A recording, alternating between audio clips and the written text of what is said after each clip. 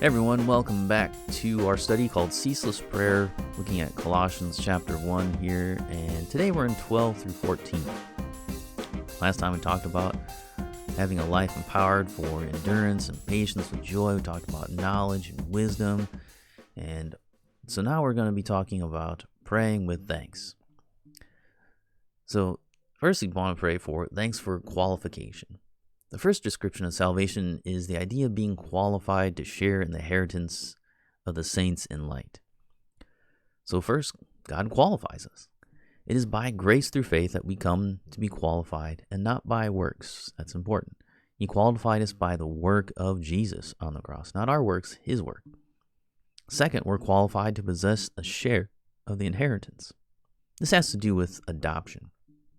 Romans 8 tells us that we are children of God, heirs of God, and fellow heirs with Christ.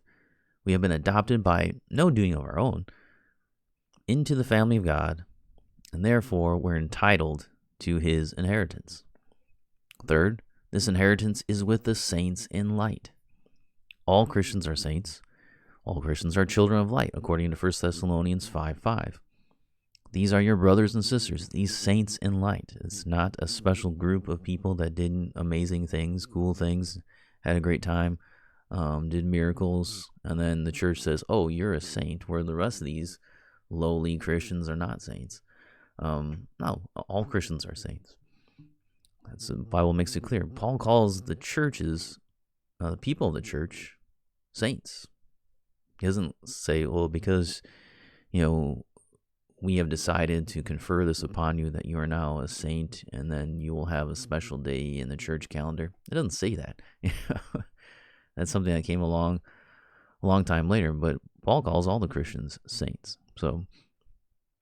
And they're all children of the light. There's not like certain ones that are children of light and the other ones aren't. They all are. So these, your brothers and sisters, these are the saints in light. They shine as lights in the world, according to Philippians 2:15. In the end, we will shine like the sun in the kingdom of our Father. It's Matthew 13:43. There's also a thanks for transference. The Father's kingdom is ruled by his beloved Son.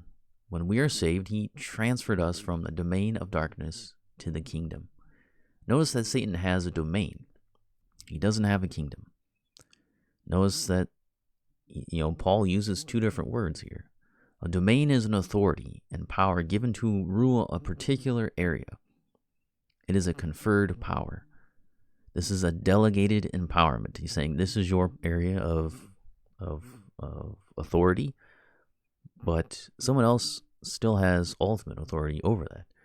So Satan's authority is not because he is powerful, but because God has given him authority to act. Just like you read in the book of Job, where Satan talks to God about Job, and God says, you can do this, but you can't do that. You can do this, but you can't do that. So there's a domain that he's giving him. He's saying, you can do these things. I will allow you to do this to my servant Job, but you can't touch him. And then he comes back, okay, you can touch him, but you can't kill him. And so and Satan does his worst to him. And you read about that all throughout the book of Job. And it's pretty bad. A lot of stuff's bad. Bad stuff is happening. Job's under a lot of stress. So, but it's a domain that he has. And God owns the kingdom. So one day that authority we read about in the Bible will be revoked. That domain will be taken away. And always, so it's revocable, and it's always been under the authority of the King of Kings. Satan, like all beings, has a derivative power. If we have any power, it's because it's derivative of God's power. And like all beings, he only has power as granted to him. So like all other beings, we only have power because it's been granted to us. So we've been empowered as Christians, but it's a derivative. It's a granted power. So there really is no cosmic struggle between good and evil. Now, the Bible does talk about the struggle between angels and demons. Yes, that happens. It talks about that in the book of Daniel, which is a really weird story, but it happens. So that's happening, but it's not like is will the good win? It's not like a cliffhanger. Like we know, God allows that to happen for now, but and it's not like a fight over the souls. Like God could lose a soul that He wanted, or that's even a debate. That's even an option, because those who are Christians have been decided before the foundation of the world. So it's not like, I don't know. I'm gonna get this one. You may not be able to get this one, God. He's gonna like Satan's gonna be able to win one over on God. What are we thinking here? Of course that can't happen. People got some weird ideas about that. Like it's like this yin yang kind of thing where God and Satan aren't equal powers. That's not true at all. I mean, here it talks about he just has a domain. If God wanted to struggle, I guess He could. He could choose to do that, but why? And the Bible doesn't say He did that. So people, when they have that, it's like, there's a cosmic struggle over the souls of mankind. No, there isn't. It's not true. You can't read that in the Bible. I see that Satan has a domain, but God's got the kingdom. And if He wants to transfer people from the domain over to the kingdom, it's not that hard for Him to do. So there's no that equalness that kind of God's like, there's God and God puts in His, what's that phrase where people talk about? Oh, it's like God puts in His vote, Satan puts his vote, and then you put in like the deciding vote. Like, where do you get that from Scripture? You won't find that anywhere. I don't even know how you could argue that from the Bible. Like, where does it say that? I see that God is the king, and Satan's a prince. He's just giving him some power. He's giving him a domain to rule over. That's it. Because in the end, you read Revelation, it's just like, boom, you're done, man. That's it. Time's up. And it's not like Satan's like, oh, wait a minute. I'm going to put my vote in. Like, your vote's nothing. And who says there's votes? I read in Job, there's no votes there. He's like, hey, can I do this? Well, you can do this, but you can't do that. Have you considered my servant Job? There's no that idea of like, where Satan's like, yeah, I got you.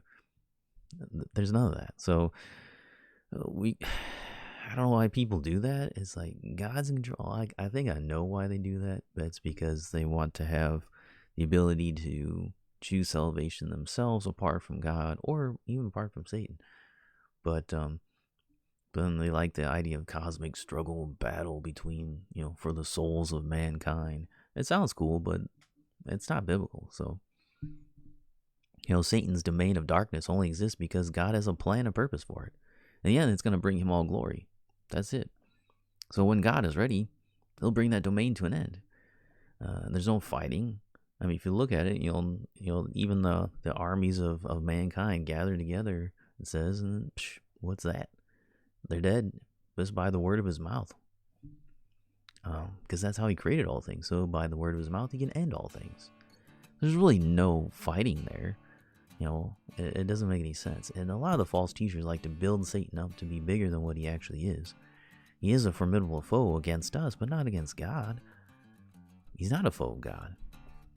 He's a servant of God. Even in his evil, God's using him.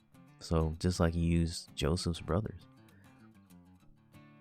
But so we need to get that straightened out here. We don't want to get into this whole thing where there's this cosmic struggle between good and evil. It's like there is some of that, but when you're talking about God, there is no struggle with God. So, especially over salvation, salvation is decided by God. He decides that. It's not like He's consulting with Satan. Well, you want this one? Well, I want this one. Well, let's fight for it. What are they going to do? Arm wrestle? I don't get it. It's kind of a caricature of God and Satan. It's kind of disrespectful of both. So we need to be careful of that. The last thing He tells us to do is to be thankful for redemption. There's also a thanks for redemption, the forgiveness of sins. So the beloved Son paid the redemption price for us with His own sin, with His own life. The price He paid bought the forgiveness of our debts. Jesus is the Goel of the Old Testament. He is the kinsman redeemer who paid the price when we were enslaved to another. In Ephesians, Paul stated the same thing this way: in Him we have the redemption through His blood, the forgiveness of our trespasses, according to the riches of his grace. And that's why we give thanks. He paid the price. And so we now know why Paul did not cease to pray and what he prayed about. We too should not cease to pray. We have so much to pray about. There's no reason to stop praying. You can't exhaust the list. We have many fellow saints in light to pray for, so we can never come to the end. And that's what God does for us. When we're saved, that's what happens. We're now open to pray, to ask God for things. Never stop praying. We should never leave off praying for very long. We take breaks here and there, but then we come back to it. And that's how the normal life of a believer works. So, that's what we learned from this passage in Colossians chapter 1. Hope you enjoyed the study this week. Next time, we'll continue on in the book of Colossians.